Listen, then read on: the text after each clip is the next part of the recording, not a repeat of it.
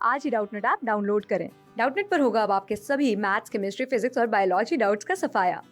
बस अपने क्वेश्चन की फोटो खींचो, उसे क्रॉप करो और तुरंत वीडियो सोल्यूशन पाओ। Download now. यहाँ पर हमें बताना है कि रनर की हेल्प से वेजिटेटिव प्रोपेगेशन दिए गए ऑप्शंस में से किस प्लांट में होती है।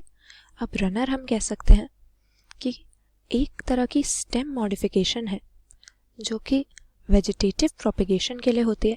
वैसे तो हम देखेंगे कि किसी भी प्लांट की स्टेम के मेनली कुछ लिमिटेड फंक्शंस होते हैं। पहली चीज़ कि जो भी शूट सिस्टम की अपेंडेजेस होती हैं, जैसे ब्रांचेस हैं, लीव्स हैं, फ्लावर्स हैं, इन्हें स्टेम बेयर करती है। दूसरी चीज़ कि ऊपर की तरफ असेंडिंग एक्सिस में प्लांट की ये ग्रोथ कराती है, इसको सपोर्ट करके रखती है। और डिफरेंट सब्सटेंसेस की कंडक्शन या ट्रांसलोकेशन ये रूट सिस्टम से लीव्स की तरफ और प्लांट के ऊपर के हिस्सों से रूट सिस्टम की तरफ करती है। अब इन मेन फंक्शंस के अलावा जब किसी तीसरे फंक्शन के लिए स्टेम अडेप्टेड होती है तो इसे हम स्टेम मॉडिफिकेशन कहते हैं। और ऐसा हम कई सारे प्लांट्स में देखते हैं कि इनकी स्टेम वेजिटेटिव प्रोपेगेशन के लिए, यानी प्लांट में रिप्रोडक्शन का एसेक्सुअल मोड फैसिलिटेट कराने के लिए मॉडिफाइड होती है, यानी स्टेम नए प्लांट्स की फॉर्मेशन करने में हेल्प करती है।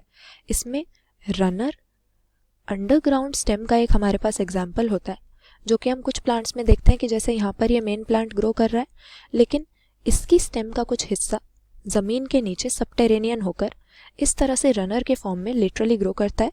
ज़मीन के नीचे ग्रो करते करते ये पेरेंट प्लांट से दूर न्यू निशेस में पहुंच जाता है, यानी अलग अलग लोकेशन पर पहुंचता है और वहाँ पर जाकर इस तरह से ऊपर की तरफ नए प्लांट्स की ये फॉर्मेशन करवा देता है। तो हम कह सकते हैं कि न्यू निशेस में प्लांट को स्प्रेड करने में और प्रोपेगेट करने में इस तरह की मॉडिफिकेशन काम आती है।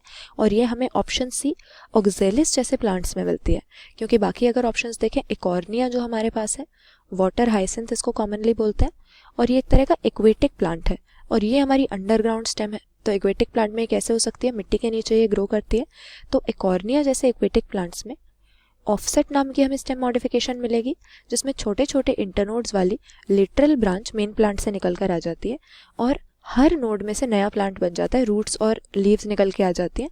इसी की हेल्प से हमारे वाटर हाइसिंथ जैसे एक्वेटिक प्लांट फिनोमिनल रेट पे बढ़ते हैं, मल्टीप्लाई करते हैं।